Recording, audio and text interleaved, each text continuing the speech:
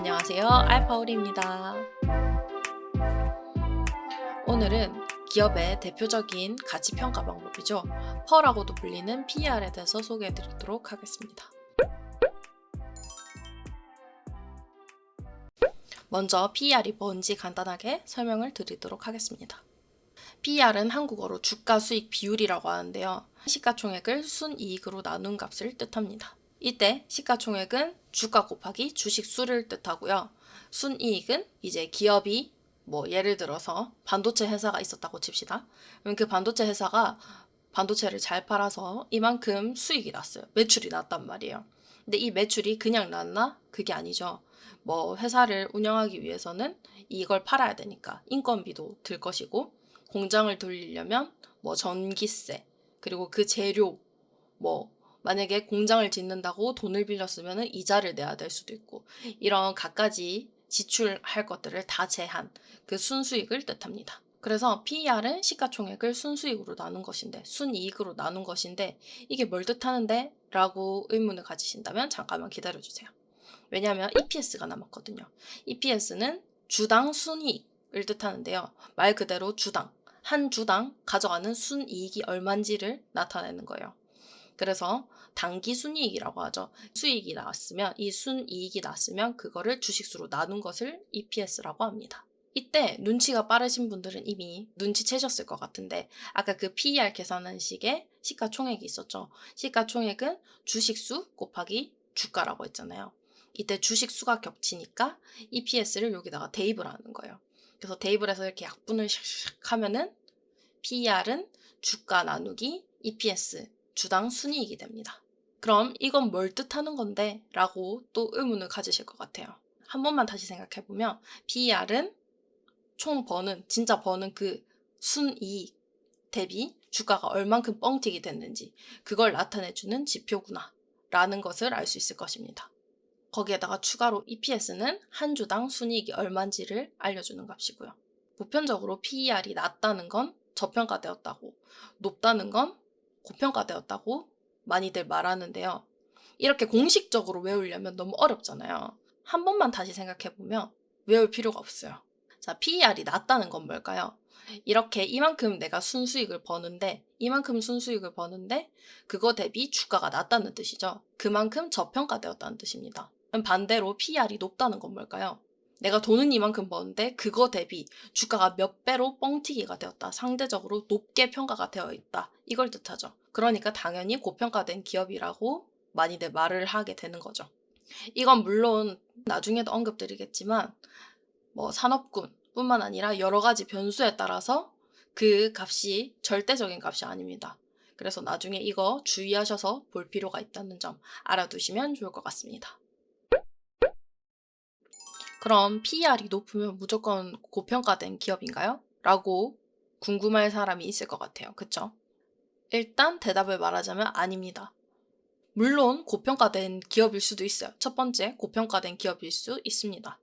하지만 두 번째, 산업군 자체가 PER이 높을 수도 있습니다. 아까 말했듯이 제약 산업 같은 경우에는 아예 그냥 그 산업군 자체가 PER이 높은 경우가 있고요.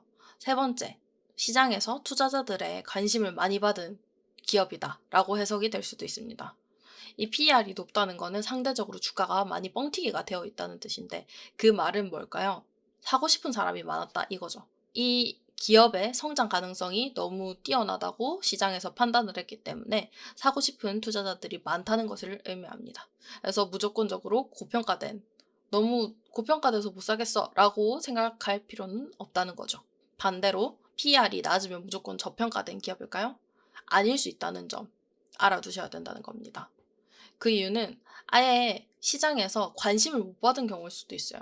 왜냐하면 이 산업이 미래에 잘 될 것 같지가 않다, 망할 것 같다, 지금은 돈을 나쁘지 않게 잘 벌고 있는데 미래에 성장 가능성이 없다 라고 하면은 PER이 낮을 수 있겠죠. 왜냐하면 시장 투자자들이 사고 싶은 사람이 없을 수도 있기 때문이에요. 그러면 주가가 낮아지니까요.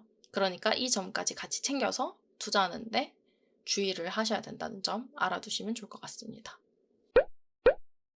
자, 그럼 이제 30초 만에 저 PER 찾는 방법에 대해서 소개를 해드리도록 하겠습니다. 이것 때문에 많이들 이 영상을 찾아보시는 게 아닌가 생각이 드는데요. HTS에서 많이들 말하는 조건 검색, 스크리너 이런 기능을 이용하면 정말로 30초 만에 저 PER 종목을 찾을 수 있습니다. 근데 이걸 웹에서 간단하게 하려면 이 방법을 사용하시면 좋을 거예요. 자, 이제 알파스퀘어 사이트에 접속을 합니다.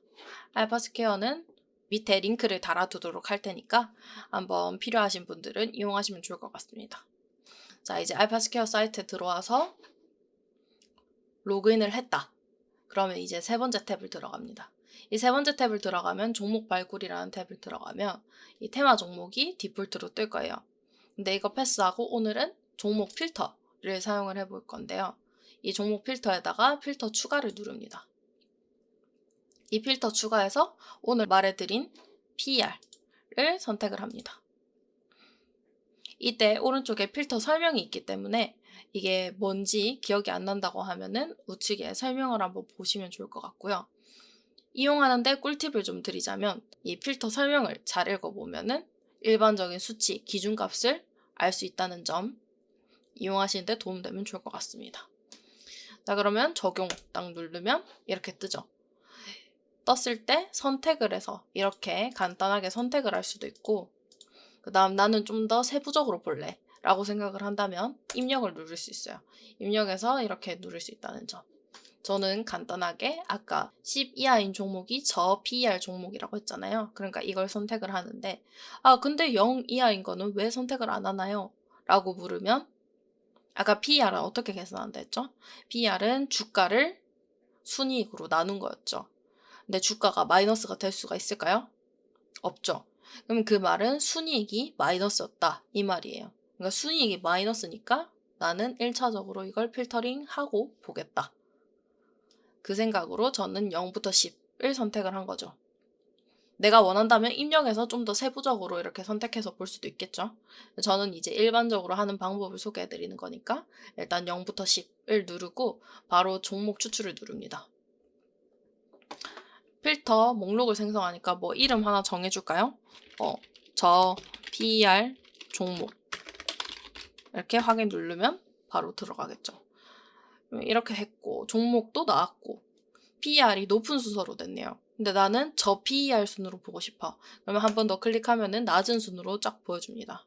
그럼 낮은 순부터 나는 이렇게 보여주는 첫 번째 목록을 내 새 목록에다가 추가를 할래. 라고 하면은 이것도 이제 쓰는 겁니다. 저 PER 종목 이렇게 해서 관심 종목을 생성해요. 그럼 왼쪽에 쫙 볼 수 있겠죠. 이렇게 모아서 볼 수 있습니다.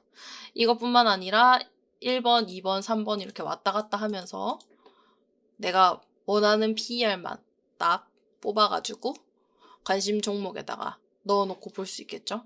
관심 종목에 모아두고 차트랑 같이 봐도 되고 아까 오른쪽에 종목 요약이랑 같이 이렇게 왔다 갔다 하면서 보시면 편하실 거예요. 이렇게 오늘 PER의 정의와 해석법 그리고 저 PER 찾는 법까지 함께 정리를 해봤는데요. 여러분께 도움이 되었으면 좋겠습니다. 주식, 경제와 관련해서 다뤄졌으면 하는 주제가 있다면, 분야가 있다면 언제든지 댓글로 남겨주시면 알파오리가 재밌고 상세하게 설명해 드리도록 하겠습니다. 오늘도 영상이 도움되셨다면 구독과 좋아요 부탁드리겠습니다. 오늘도 시청해주셔서 감사합니다.